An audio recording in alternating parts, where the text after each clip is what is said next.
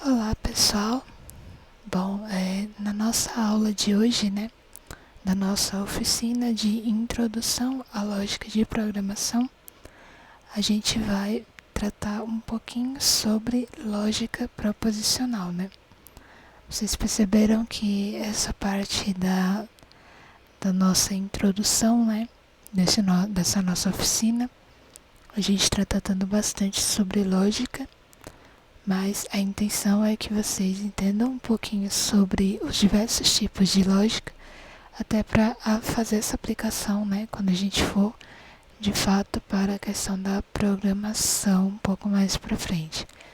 Então, todas essas etapas, elas têm uma grande importância justamente para entender os diversos tipos de lógica que a gente vai conseguir atribuir, nessa nossa jornada de programação, E principalmente nessa questão do pensamento, Dessa lógica de programação que a gente vai acabar aplicando no decorrer das nossas aplicações, certo? E bom, o que a gente vai ver hoje, Para essa nossa aula, a gente vai primeiro relembrar as proposições, Que vocês lembram que na aula passada a gente falou sobre proposições. Então, antes de trazer essa lógica proposicional, a gente vai lembrar um pouquinho o que são essas proposições. Vamos ver sobre proposição composta, A gente só viu sobre proposição simples. Hoje a gente vai tratar um pouquinho sobre proposição composta, Vamos entender o que é essa lógica proposicional, Que a gente tinha falado a respeito, que vai ser, no caso, o nosso foco hoje. Vamos entender sobre a linguagem da lógica proposicional, Então, a gente, além de entender o que é, a gente vai entender também sobre qual linguagem essa lógica proposicional utiliza, para a gente conseguir compreendê-la e conseguir aplicá-la, nas nossas atividades também. A gente vai ver mais sobre conectivos lógicos, A gente vai entender sobre os conectivos lógicos. A gente viu um pouco sobre eles também na nossa aula passada, mas aí nessa aula a gente vai, de fato, entender o que são esses conectivos lógicos, E a gente também vai ver um pouco sobre as atividades propostas, Quais são as atividades que a gente propõe para praticar essa lógica proposicional, certo? E bom, relembrando, a intenção é de fato relembrar um pouco do que a gente viu na nossa aula passada, Então a gente já sabe que a proposição ela é essa frase informativa cujo conteúdo dela pode ser verdadeiro ou falso, Então aqui a gente já vê que a gente pode atribuir essas proposições como verdadeiras ou falsas. E também a gente pode dizer que proposições elas são esses enunciados simples compostos de quantificador, termo sujeito, cópula e termo predicado, Que eu até trouxe esse exemplo aqui na nossa aula passada para a gente compreender todas essas partes, de uma proposição, para conseguir entender o que é o quantificador, o que é o sujeito, a cópula e o predicado, E a gente também aprendeu que chama-se valor lógico às representações de uma proposição. Então, no caso, se uma proposição ela é verdadeira, a gente pode representá-la pelo valor lógico V. Caso ela seja falsa, então a gente pode representar pelo valor F, Então a gente compreende que ao listar, proposições até para definir se há alguma discrepância, alguma confusão ali entre as proposições, a gente pode utilizar os valores lógicos para poder identificar essas informações para chegar a uma conclusão. E falando já da proposição composta, a gente pode dizer que a proposição composta ela é formulada pela combinação de duas ou mais proposições, né? A gente viu que na proposição simples, né? Eu não falei que proposição simples de fato, mas a proposição simples ela é apenas, né, aquelas proposições soltas, né? Que a gente pega proposições separadas para poder definir uma conclusão. Nesse caso da proposição composta, a gente une dois tipos de proposições simples para poder formar uma outra proposição para se chegar em um resultado, né? E cada uma dessas expressões usadas para unir as proposições ou transformar uma proposição formando uma nova proposição, né? Que foi o que eu acabei de falar, é chamada de conectivos lógicos, né? Que isso aqui a gente vai ver um pouquinho mais para frente. E essa proposição composta a gente também pode chamar, né? Que também é conhecida como molécula, justamente porque quando a gente leva um pouquinho essa questão da proposição para o lado químico, né? Aquele estudo químico que a gente já viu na escola, né? A gente sabe que moléculas, quando se juntam, né, elas se tornam outras questões, né? Então, a gente também pode chamar a proposição composta de molécula justamente porque traz um pouquinho aquele conceito de união, né, de moléculas, né? Justamente porque tem essa união de proposições simples, né? E uma outra característica das proposições é que elas costumam ser designadas por letras latinas minúsculas, né? Então, as proposições, neste caso, elas trazem esse acompanhamento, né?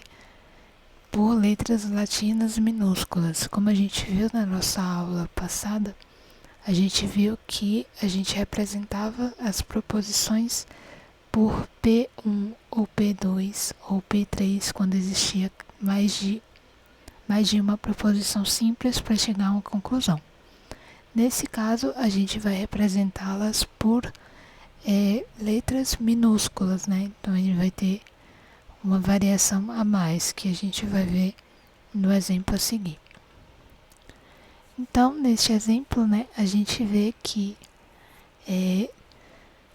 duas proposições simples aqui, né? Faz frio hoje e chove lá fora.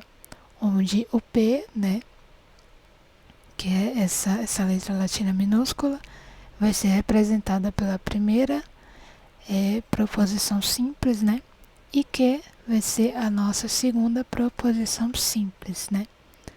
E essas duas são de fato proposições simples e a união delas, né, que é essa frase aqui em cima, formam a proposição composta, né? E aí mais pra frente a gente vai entender sobre aquela questão dos conectivos lógicos, né? Mas só para compreender um pouquinho, neste caso aqui, para a gente entender a proposição composta, a gente vai representar cada uma das proposições simples, né, com essa letra minúscula, justamente para quando a gente fizer a união delas, né, com com os conectivos lógicos, a gente vai entender essa união, né, das proposições compostas, né. Aqui, né, como eu falei sobre a questão dos conectivos, a gente tem uma outra exemplificação. Porque a gente sabe que essas proposições simples, né, quando juntas, elas formam uma outra proposição, né? A gente forma uma outra proposição que a gente chama de proposição composta.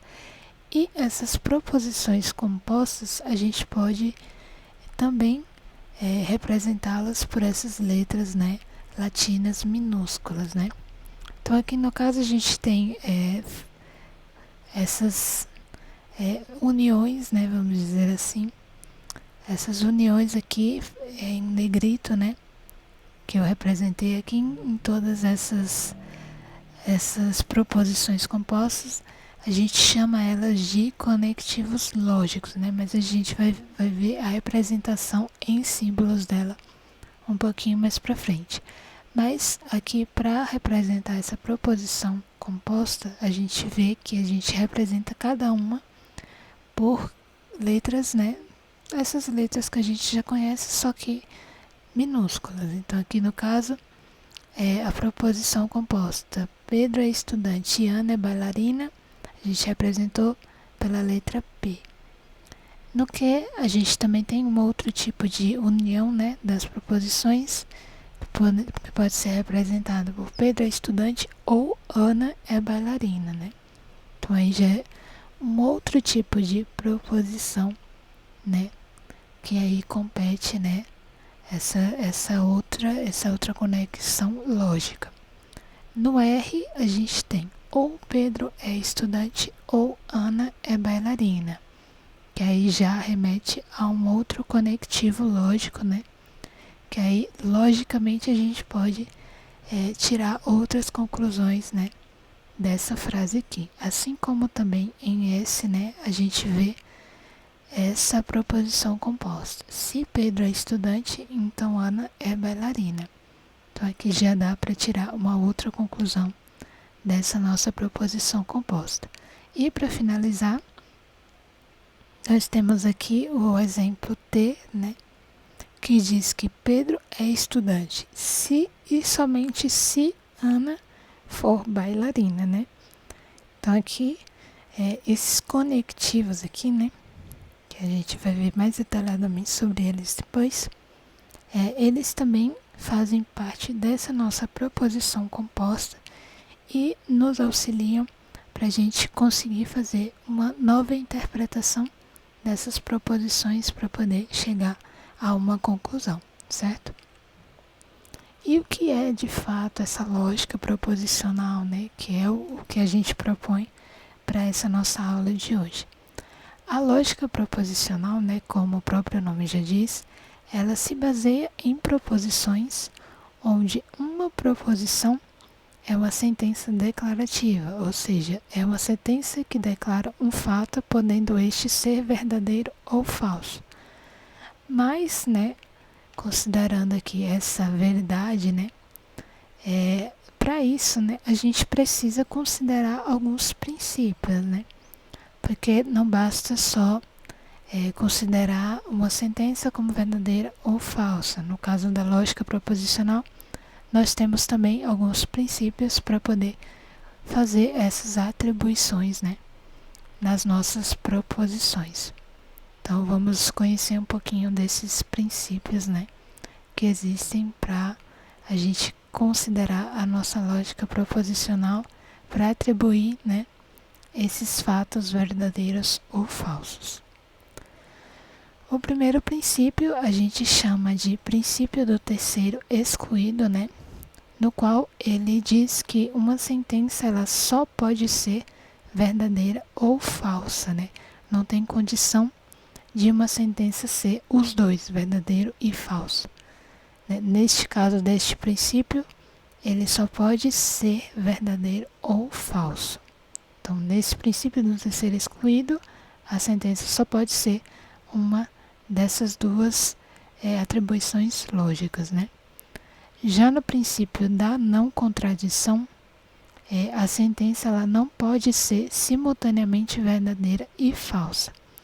Ou seja, uma sentença e sua negação não pode ser ambas verdadeiras. Então, no caso das sentenças, a gente não pode ter duas sentenças, né? No caso, como sendo ambas de uma expressão lógica similar.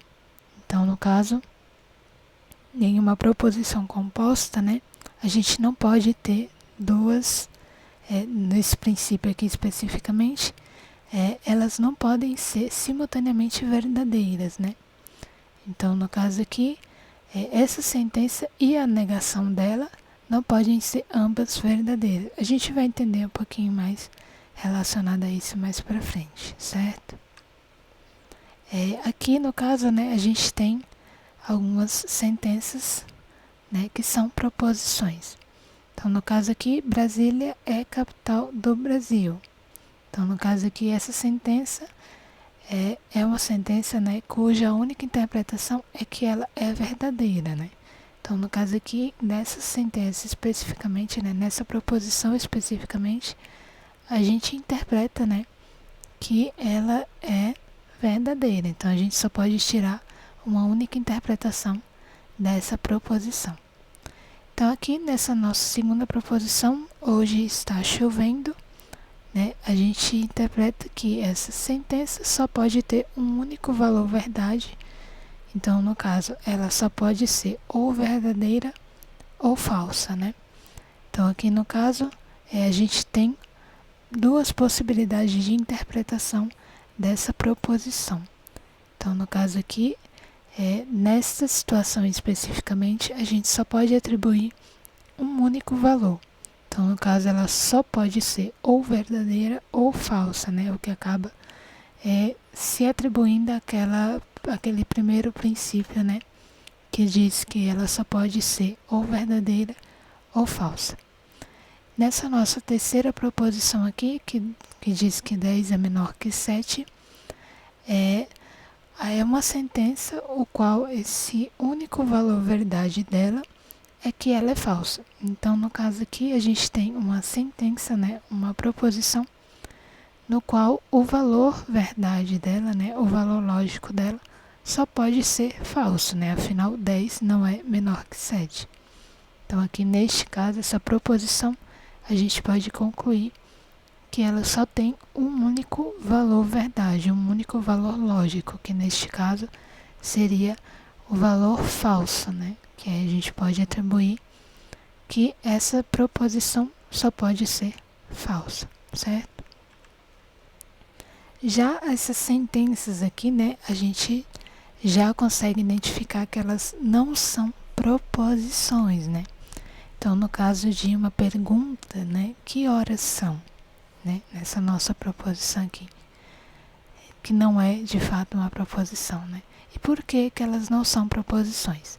No caso dessa pergunta aqui, né, que horas são, a gente entende que perguntas de fato não são uma sentença declarativa. Então, no caso, ela não declara, ela não conclui nada, né? Ela não afirma nada. Então, neste caso aqui, ela não se encaixa na questão da proposição.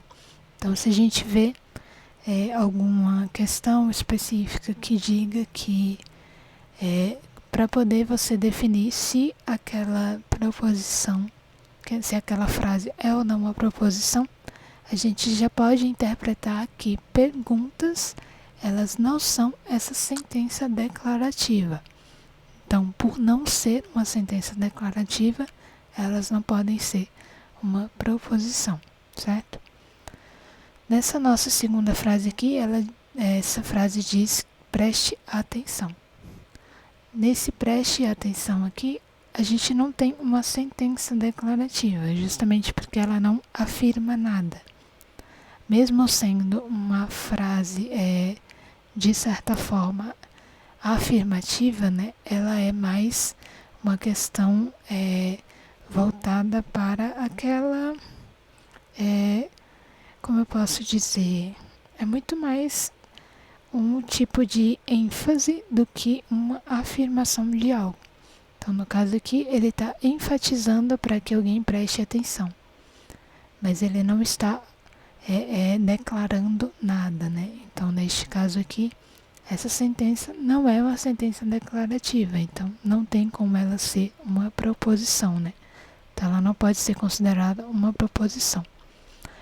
Nessa terceira frase, a gente diz que esta afirmação é falsa. Então, no caso, né, nessa sentença, se a sentença ela for verdadeira, então ela é falsa, pois ela própria atesta isso, né? Nesse caso aqui. Se essa sentença aqui, né, se essa frase especificamente, ela for verdadeira, então de fato ela é falsa, porque ela diz que a afirmação é falsa. Então essa sentença será simultaneamente verdadeira e falsa. ou não será nem verdadeira nem falsa, entrando em um grande conflito, né? Ou com o princípio da não contradição, ou com o princípio do terceiro excluído. Então, no caso, ela meio que entra naqueles dois princípios que a gente conheceu anteriormente. Então, no caso desta frase aqui, ela vai representar aquele famoso paradoxo do mentiroso, onde ocorre a situação de autorreferência em que uma frase ela nega a si própria, né? Então, no caso, se eu considerando que essa frase é uma proposição, se eu considero essa proposição aqui como verdadeira, a própria proposição ela vai estar se negando totalmente, né, no caso aqui. Porque aqui essa afirmação é falsa. Então, se eu considero essa afirmação como verdadeira, ela é falsa. Então, no caso, ela não tem como ser nem verdadeira nem falsa. Então, ela entra nessa questão do paradoxo, né? Que ela própria se nega. Então, a gente não tem como considerar essa sentença como proposição, né? Então, a gente viu aqui exemplos do que pode ser proposições e do que não pode ser proposição, certo? E a gente trata aqui também sobre a questão da linguagem da lógica proposicional, né? Então, é bacana a gente perceber que a linguagem natural, ela costuma não ser apropriada para o estudo das relações lógicas entre sentenças, né? Então, a nossa linguagem natural, ela acaba não sendo tão ideal para esse estudo das relações lógicas entre frases, né? Entre afirmações, né? Entre sentenças. E para resolver isso, né? Os matemáticos criaram essa linguagem formal própria para o estudo da lógica, né? Justamente para que a gente consiga estudar a lógica a partir dessas sentenças. E o que diferencia essa linguagem formal de uma linguagem natural é que na linguagem formal, essa gramática é especificada precisamente, né?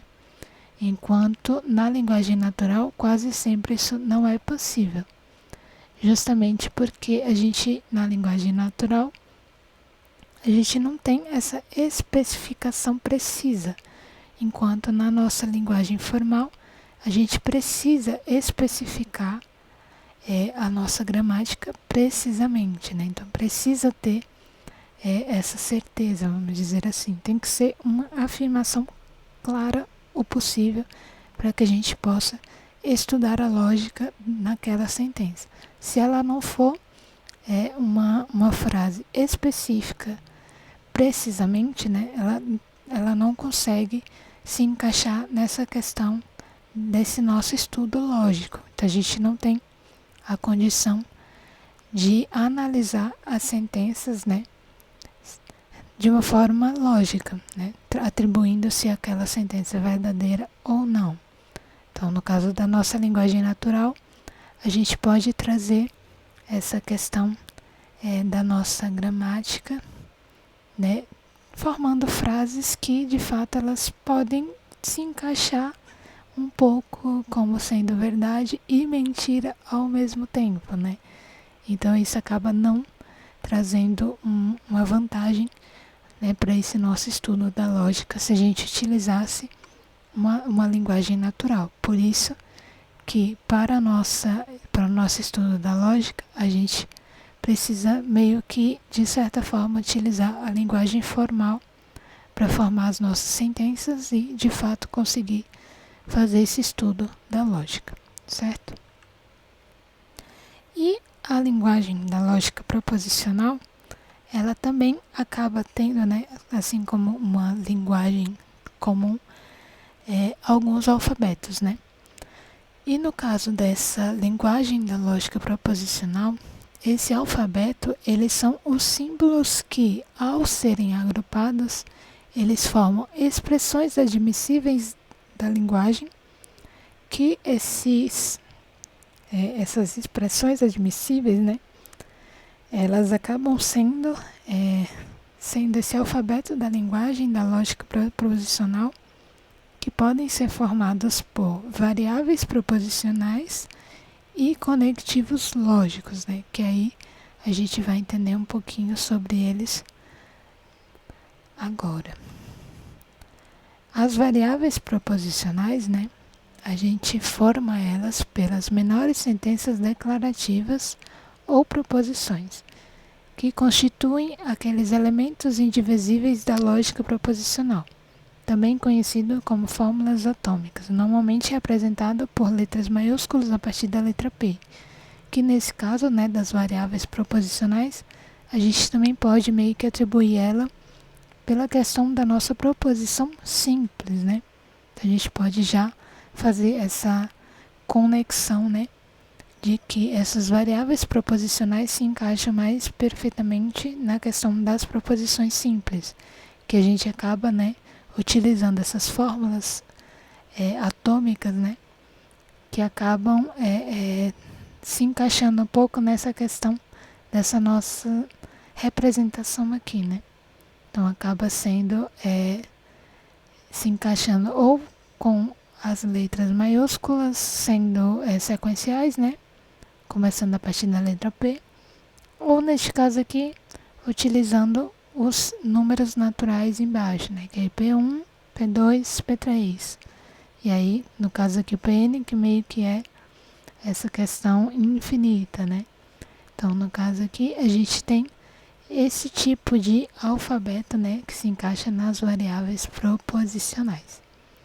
Já quando a gente se trata de conectivos lógicos, né, a gente já retrata essas operações a partir de um símbolo, né, que esse símbolo especificamente ele vai representar alguma questão lógica, né, que a gente geralmente representa no português.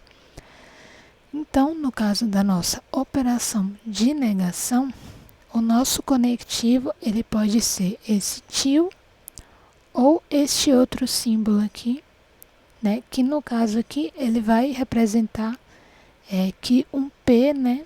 Aquela nossa proposição simples, ela vem inicialmente representando este, na questão em português, né? Traduzindo para o português, esse tio já seria esse não P, né?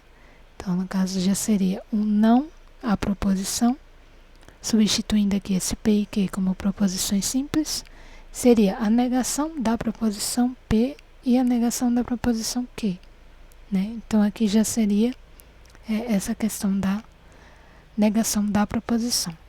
Na conjunção, a gente representa pelo símbolo desse V invertido aqui, né? No qual essa conjunção acaba sendo justamente aquela união que a gente viu lá no começo, né? Que aí já seria a nossa primeira proposição simples e a nossa segunda proposição simples, né? Que aqui no caso é representada por essas duas letras minúsculas. E aqui no caso seria essa primeira e segunda proposição simples, né? Na disjunção inclusiva, a gente tem um Vzinho normal, né? No qual, na nossa estrutura lógica, ele vai ser representado pelo OU, né? Eles estão aqui em negrito justamente para especificar o que representa a conjunção, as operações no geral, né? Então, aqui no caso, nessa estrutura, né, nessa operação de disjunção inclusiva, que na questão do conectivo, ele seria representado por esse símbolo que seria mais o Vzinho, né? Na nossa estrutura lógica, ele já seria representado pelo OU, né? Se no conectivo ele é esse símbolo, na estrutura lógica, ele seria esse OU.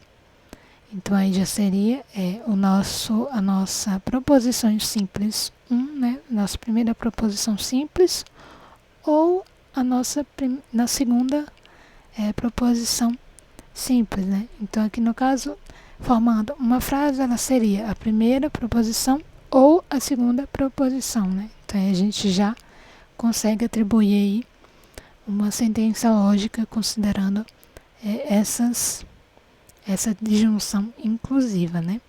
Já na disjunção exclusiva, que é representada por esse V com traço embaixo, na nossa estrutura lógica, esse conectivo aqui a gente representa por ou essa primeira proposição, ela tá aqui, né? Então, no caso aqui, ou a primeira proposição ou a nossa segunda proposição. Então, aqui no caso, na disjunção exclusiva, a gente representa logicamente ela, né? Escreve ela logicamente com esse ou. Então, no caso, vai ser ou a nossa primeira proposição ou a nossa segunda proposição, certo? Na condicional, a gente representa ela no conectivo a partir dessa seta, né? Então, no caso, levando esse conectivo para a nossa estrutura lógica, ele vai ser representado por esse se, então. Então, no caso da nossa estrutura lógica, a gente vai dizer que se a nossa primeira proposição, então a nossa segunda proposição, né? Aqui nas letras acaba meio que ficando um pouquinho confusa, mas um pouco mais para frente a gente vai ver essas letras sendo representadas por proposições simples, e aí vai ficar um pouquinho mais claro para vocês absorverem e entenderem um pouquinho. Já na nossa bicondicional aqui, ele é representado por esse símbolo aqui, que é meio que setas direcionadas para situações diferentes, né? Então, aqui na nossa estrutura lógica, a nossa primeira proposição, se e somente se, a nossa segunda proposição, né? Então, aqui a nossa bicondicional, né? O nosso conectivo específico aqui, né? Representado por esse símbolo aqui. Na nossa estrutura lógica, ele seria representado por essa meio que frase aqui, né? Até esqueci de marcar o S aqui para poder juntar, mas esse S aqui, né? Ele representa toda essa estrutura lógica aqui, né?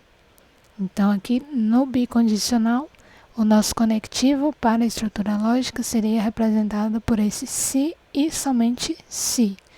Então, a gente vai ver um pouquinho sobre essa questão do conectivo lógico para poder meio que entender, né? Eu mostrei já de cara essa questão dos conectivos e da estrutura lógica para vocês entenderem que nos conectivos lógicos, né, diferente das variáveis proposicionais, ao invés de a gente representar apenas como de uma forma simples, na questão dos conectivos lógicos a gente acaba criando um pouco daquela questão da nossa proposição composta, né? Justamente para fazer essa união das nossas proposições.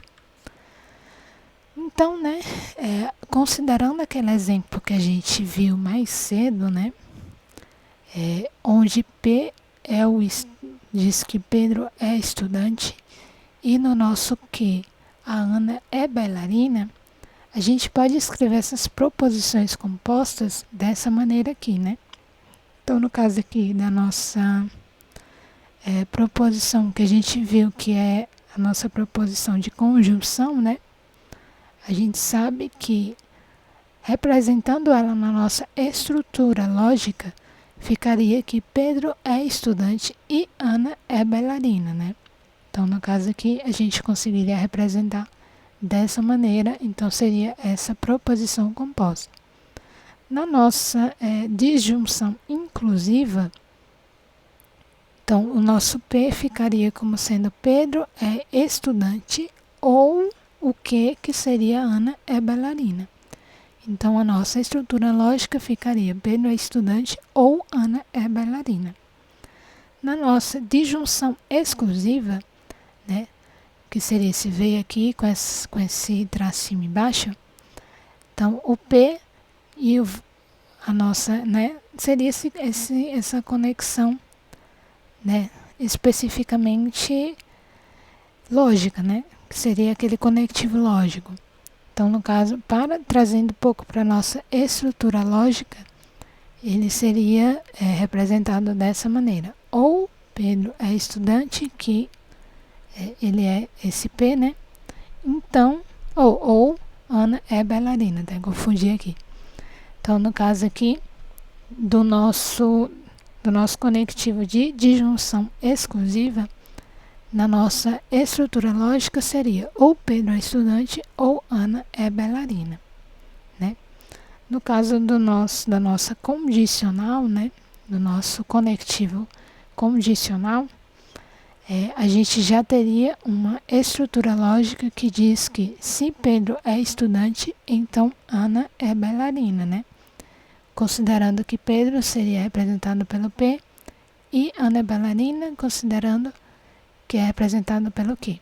Então, o P e o Q aqui ficariam uma frase, né, especificamente dessa maneira. Então, a proposição composta ficaria: se Pedro é estudante, então Ana é bailarina.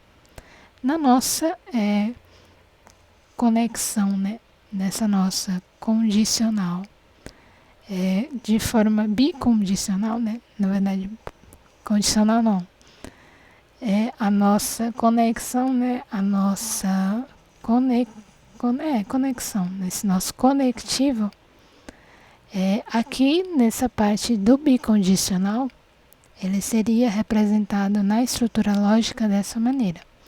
Pedro é estudante, né? Se e somente se Ana é bailarina. Então, no caso aqui da nossa proposição composta, o Pedro só vai ser estudante se e somente se Ana for bailarina, né? Então, aí a gente tem essa proposição composta aqui, considerando o conectivo bicondicional. Já na questão da junção, né, de conectivos, né, a gente representando dois tipos de conectivos diferentes, a gente tem a questão da nossa negação aqui, né, juntamente com a nossa conjunção. Então, aqui no caso já seria a nossa primeira proposição simples, a conjunção, uma negação e a negação da nossa segunda proposição simples. Então, aqui, para a nossa estrutura lógica, a gente poderia descrevê-la, né, dessa maneira, que Pedro é estudante e é falso que Ana é bailarina, né? Então, no caso aqui, essa negação, a gente pode afirmar com a nossa primeira proposição que Pedro é estudante e a gente pode dizer que é falso que a Ana é bailarina, né? Então, no caso aqui, a gente faz essa negação de que a Ana é essa bailarina, quando, na verdade, representando aqui pelo nosso conectivo de negação, a gente pode dizer que é falso que a Ana é bailarina. Quando a gente quer negar os dois, né? A gente pode negar dessa forma aqui na nossa expressão lógica, né? Seria que não é verdade que Pedro é estudante e Ana não é bailarina. Vocês viram que foi representado de 3 formas diferentes, né? Então, no caso aqui da negação, né, daquela operação de negação, a gente pode utilizar dessas 3 expressões, né, lógicas, né? Seriam essas 3 formas que a gente poderia representar uma negação. Então, no caso aqui, considerando essas 2 proposições simples, para negá-las, a gente poderia utilizar na nossa, né, estrutura lógica a frase é falso que, não é verdade que, ou o próprio não, né? Que foi até especificado lá aqui. Aqui a gente representa com o não, né? Mas esse não, ele também pode ser representado como é falso que ou não é verdade que. De certa forma, dessas 3 formas, né? O é falso que, não é verdade que e o não, de certa forma a gente também está negando, né, essas nossas proposições, né? Então, não estaria errado se a gente dissesse que o Pedro é estudante e Ana não é bailarina, né? Então, não estaria errado de certa forma.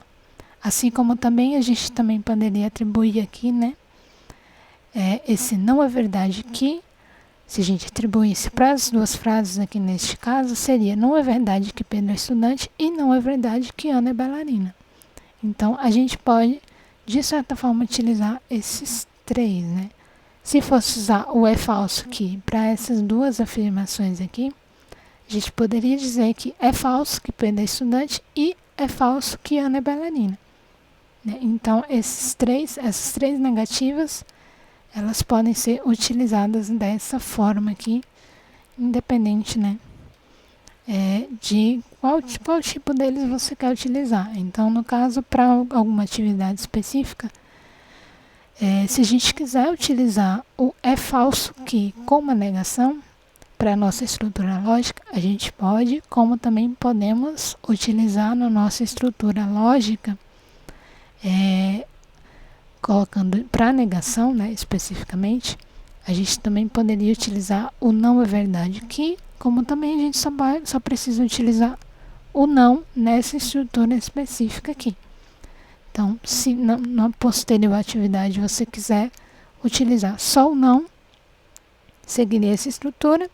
Se quiser utilizar o é falso, que para a negação, também poderia, que seria nessa estrutura especificamente. E se quiser utilizar o não é verdade, que, né, para negar alguma proposição simples, você também poderia, né, para poder compor a nossa proposição composta. Então, você tem essas opções, né, nessa questão do nosso conectivo lógico.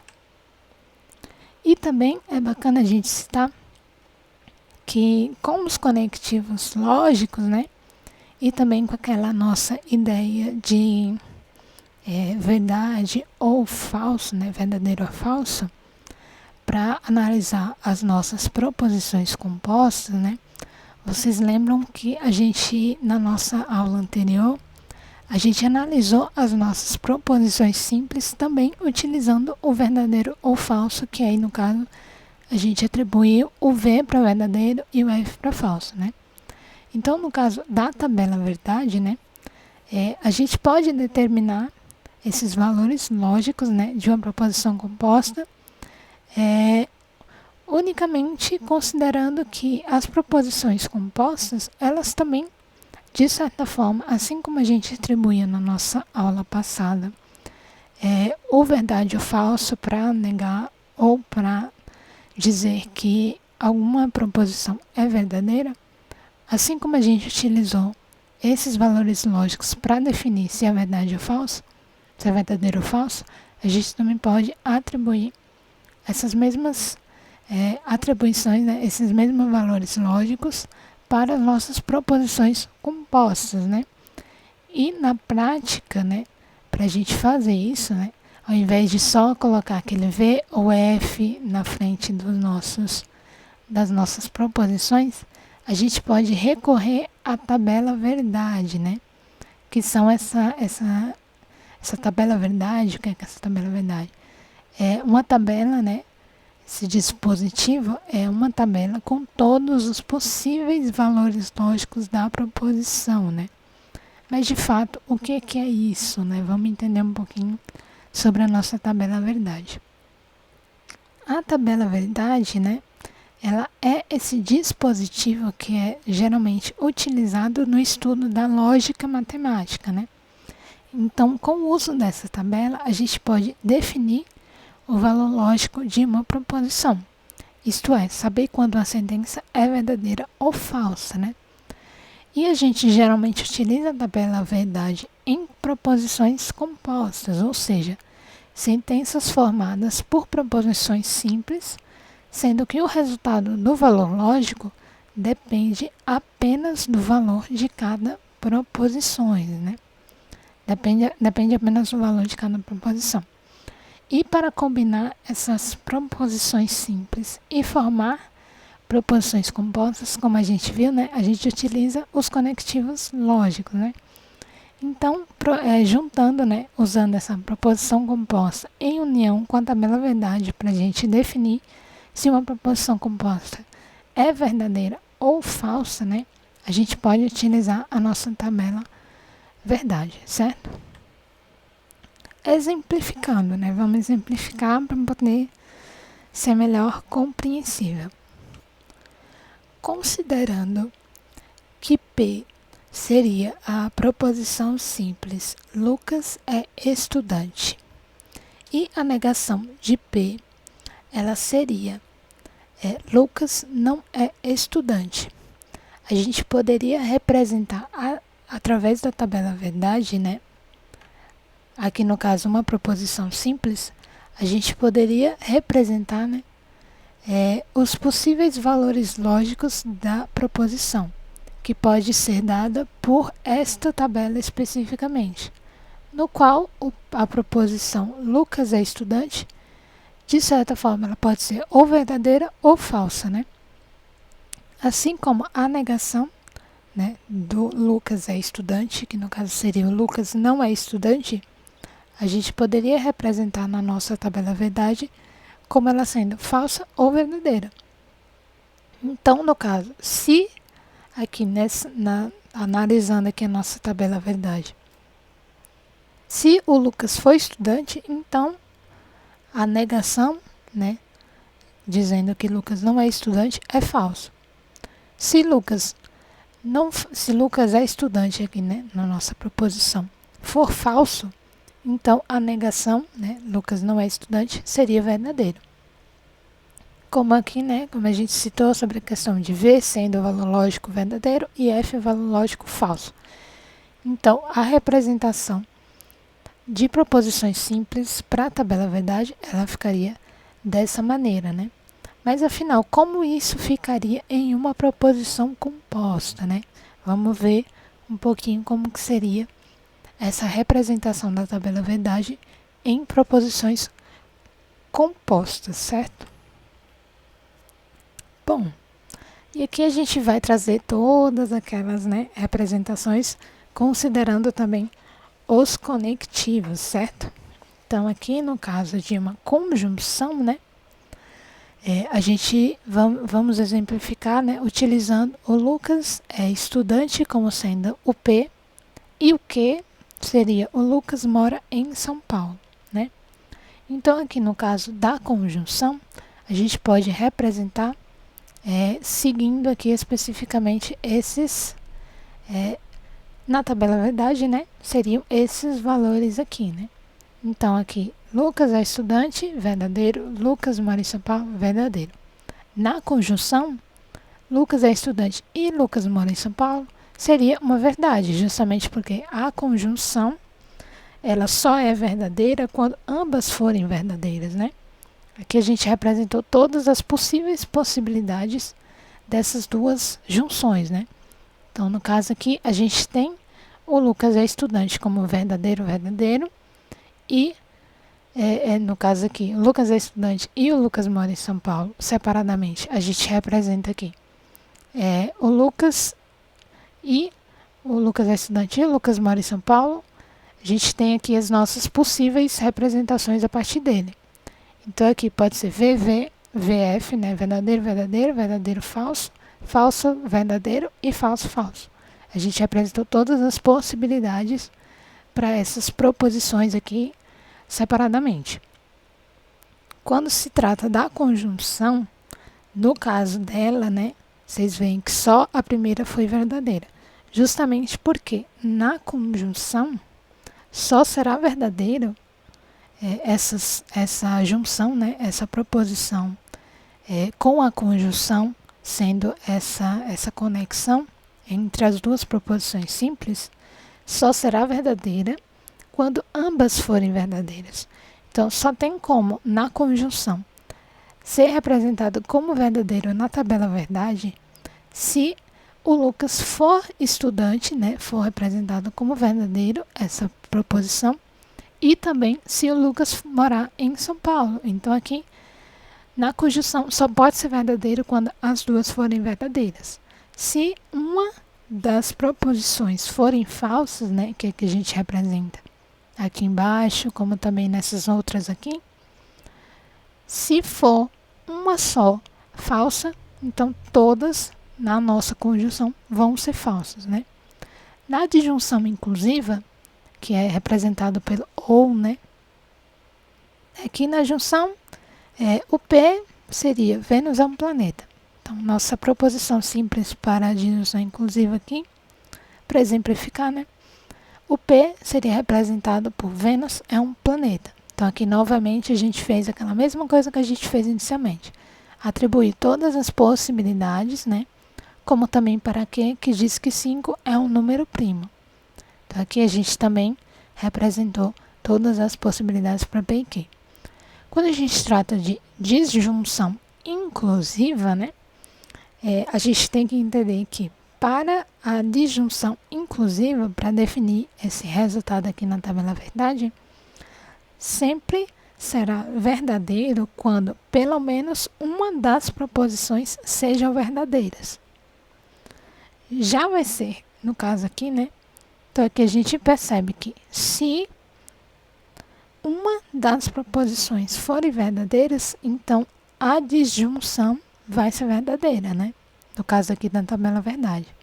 Então aqui, na primeira linha, as duas são verdadeiras, então a disjunção é verdadeira, disjunção inclusiva. Na segunda linha, a primeira é verdadeira, então já é automaticamente verdadeira. Na terceira linha, a segunda, né, o 5 é um número primo, é verdadeiro, então aqui no caso também vai ser verdadeiro. Aqui deu falso, justamente por quê? Porque não existe um verdadeiro.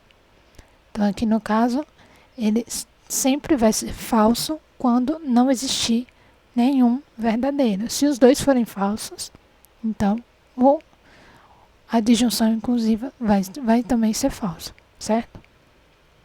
Na disjunção exclusiva, né, que é o ou, o nosso P vai ser Maria nasceu em Manaus e o nosso Q vai ser Maria nasceu em Belém. E novamente a gente vai fazer aquela mesma ideia, né? Atribuir todos os valores possíveis para P e todos os valores possíveis para Q. Na disjunção exclusiva, só será verdadeiro quando apresentar valores lógicos diferentes, né? Então, no caso aqui, só vai ser possível de ser verdadeiro a disjunção exclusiva na tabela verdade se os dois apresentarem valores lógicos diferentes. Se apresentarem o mesmo valor, como é representado aqui em cima e aqui embaixo, eles sempre vão dar falsos, né? Então, aqui, no caso, não tem como Maria nascer em Manaus e Maria nascer em Belém. Justamente porque a nossa disjunção exclusiva diz que ou Maria nasceu em Manaus ou Maria nasceu em Belém. Se ele traz essa limitação, né? Então, não tem como os dois serem verdadeiros. Então, aqui vai ser representado como falso. Então, aqui, se a gente pega esse exemplo aqui, dizendo que ou Maria nasceu em Manaus ou Maria nasceu em Belém, como Maria nascendo em Belém sendo falso, então a disjunção faz sentido, ela é verdadeira. Mas se as duas nascem ou não nascem, as duas afirmações aqui, se as duas afirmações forem falsas, então também vai ser falso. Assim como se as duas afirmações forem verdadeiras, vai ser falso. Porque não tem como Maria nascer em dois lugares diferentes, né? Então, aqui neste caso especificamente, acaba que essas duas representações aqui se tornaram falsas justamente porque não há possibilidade dessas duas uniões aqui, né? Das duas uniões mesmo, das proposições, essa proposição composta ser verdadeira.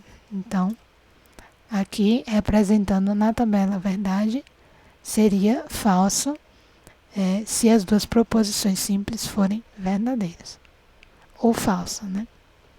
Então vamos continuar para ver as nossas duas últimas.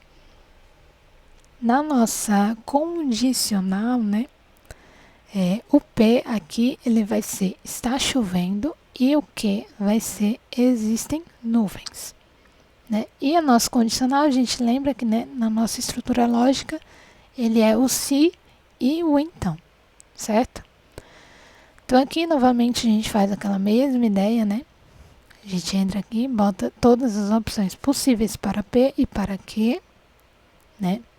E na nossa condicional, ele só pode ser verdade quando o P e o Q eles forem verdadeiros. Então, no caso aqui, né, aqui representando a nossa condicional, a tabela verdade da nossa condicional, da união dos dois, ele só pode ser verdadeiro se P e Q for verdadeiro ou se P for falso. Então, nessas ocasiões, só pode ser verdadeiro se P for falso ou os dois forem verdadeiros. Sempre vai ser falso na condicional se o P for verdadeiro, né? E o Q for falso. Então, no caso aqui, não tem condição de, na nossa condicional, o P ser verdadeiro e o Q for falso. Então, para ele, sempre vai ser falso, para a condicional, sempre vai ser falso, se houver essa possibilidade aqui na nossa tabela verdade. Se não for, né, no caso aqui, se os dois forem verdadeiros e o P sempre for falso, então vai ser verdadeiro. Então, no caso, se os dois forem iguais, aqui no caso, os dois sendo verdadeiros, a condicional vai ser verdadeira. Aqui, os dois sendo falsos, a condicional é verdadeira. Aqui, o F sendo falso e o Q sendo verdadeiro, ele também é verdadeiro. Mas se o V ou P for verdadeiro e o Q for falso, então ele não cumpre, né? Não entra nessa ideia, então acaba sendo falso, certo?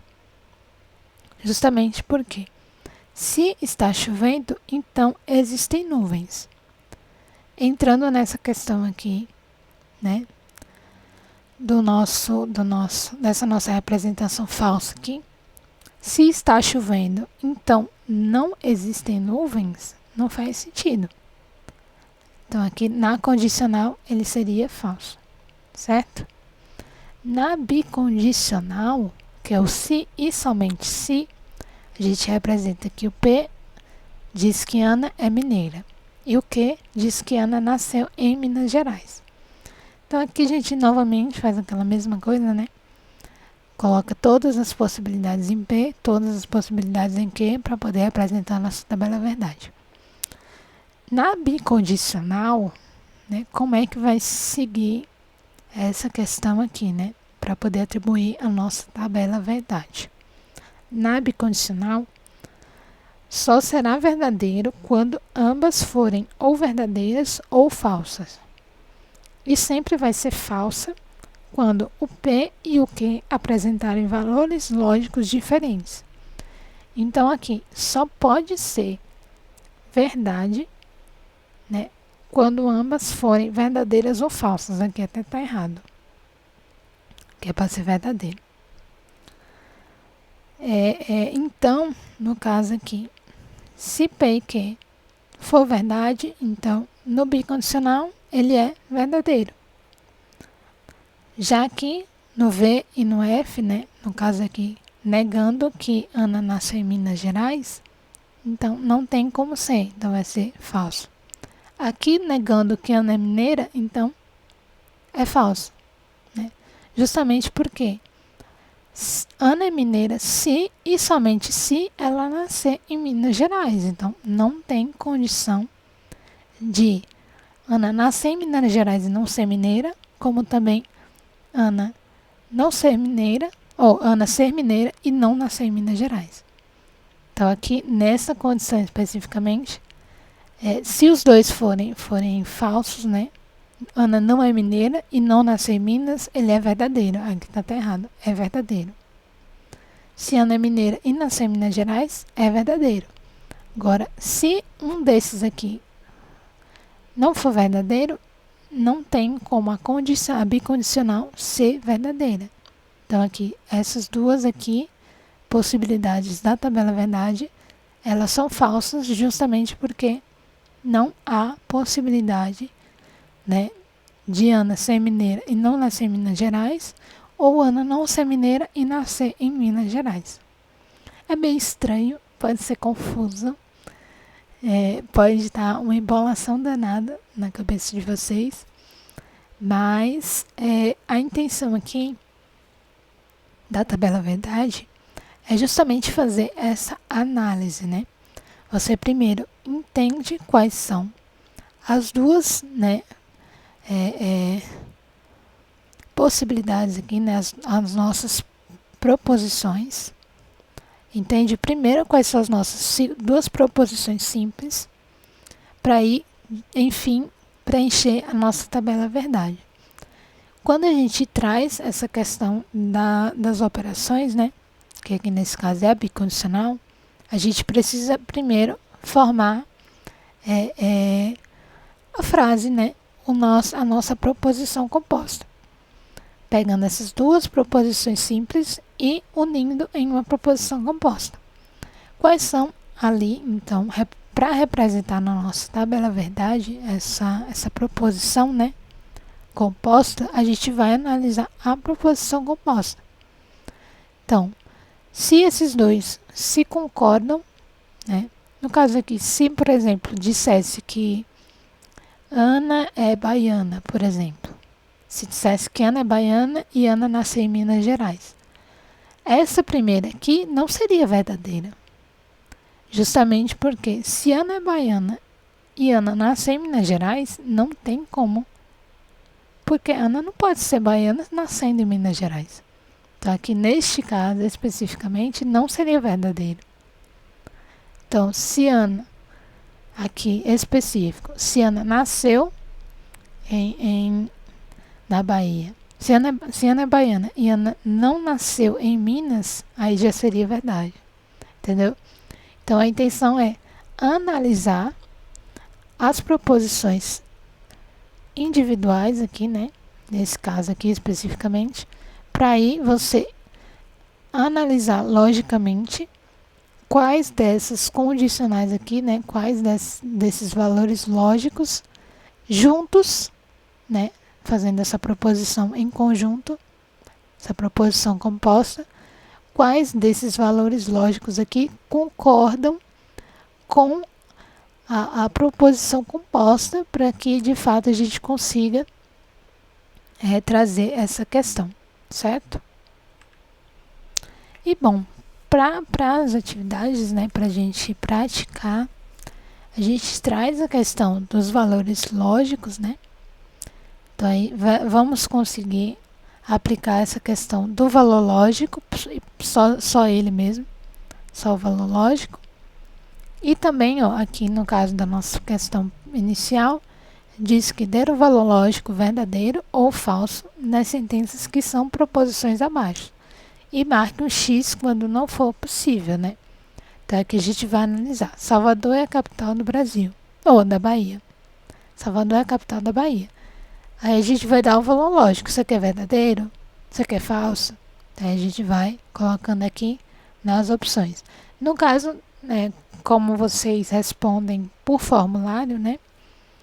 Eu vou fazer uma adaptação para que vocês preencham de uma forma que eu consiga entender, né? Tipo, por exemplo, qual opção você colocaria em A, qual opção você colocaria em B, e por aí vai. Então, não se preocupem com a questão de como isso vai ser aplicado, né? Como vocês vão conseguir preencher no formulário, que eu vou especificar perfeitamente lá como vocês podem fazer, certo? Nossa segunda questão aqui seria para vocês transformarem as proposições simples em proposições compostas, né? Então aí no caso aqui a gente tem as representações em símbolos. Esses símbolos aqui não tem problema vocês não lembrarem. Eu vou botar lá a tabelinha que eu mostrei para vocês aqui dos conectivos, né? Para justamente vocês lembrarem qual o tipo de estrutura lógica que vocês vão usar para poder responder as questões. E novamente, aqui eu vou fazer as adaptações para vocês conseguirem responder tranquilamente, certo? Esse daqui, ele já é aquela questão para vocês criarem tabelas verdade das afirmações, certo? Então aqui a intenção é vocês criem tabelas verdades dessas opções aqui. Aqui nessa questão aqui diz que No quesito a seguir, julgar cada uma das proposições simples e, em seguida, julgar a proposição composta conectada com um sinal de operação lógica. Aqui, especificamente, ele é aquela conjunção, né? Então, aqui vocês vão desenhar aí no caderninho de vocês, né? Para poder fazerem uma tabela lógica dessas afirmações aqui, dessas proposições, para que vocês consigam atribuir o que é de fato verdade e o que é falso, né? E aqui também a intenção é a mesma, né? E novamente eu vou adaptar todas as questões para que vocês consigam só responder lá escrito mesmo, para que vocês não tenham esse problema, né, de não conseguir responder no formulário porque não está adaptado. Então vai estar adaptado certinho para que vocês consigam responder por lá, certo? E aí, desafio da aula, de fato, é responder aquelas atividades considerando tudo que vocês aprenderam aqui nesse vídeo, né, nessa aula. E, novamente, o formulário ele vai estar aqui na descrição desse vídeo. Vocês vão ter o link do formulário aqui na descrição do vídeo. E a intenção é que usem do caderno para poder desenhar lá a tabela verdade. Vejam todas as possibilidades. Se precisar, revejam partes dessa aula ou a aula inteira, caso algo tenha ficado confuso. E se, mesmo revendo a aula várias vezes, ou até as partes que ficaram confusas, vocês não entenderem, podem me procurar no privado ou lá no grupo mesmo, ou respondendo ali, né, no formulário. Eu vou deixar lá novamente uma opção para que vocês digam alguma dificuldade que vocês sentiram nas questões, para que eu possa, na nossa próxima aula, ajudar vocês com essa questão, certo? Então, por hoje é isso, certo? Para essa nossa aula é isso. Então, qualquer dúvida, me procurem, comentem nesse vídeo se for o caso. Quem não tiver acesso ao grupo ou ao meu número, de fato, comentem nesse vídeo qual é a dúvida que vocês têm, que o mais rápido que eu puder ver para poder tirar a dúvida, eu vou tentar tirar, certo? E tentem fazer atividade, mesmo que tenham ali as suas dificuldades, tentem, pratiquem, que é bastante importante. E essa lógica proposicional é uma coisa que tem bastante em concurso, né? Eu esqueci até de falar. Tem bastante em concurso algumas questões que levam em conta essa questão da lógica proposicional. Então, eu peço real, pratiquem. Qualquer dúvida, mandem aqui nos comentários do vídeo. Me procura para quem tem meu número. Pode me procurar, pode falar comigo. E respondam a questão, respondam o formulário, que é extremamente importante, certo? Então, terminamos aqui a aula por hoje, né? E eu espero vocês na nossa próxima aula, certo? Então, até mais.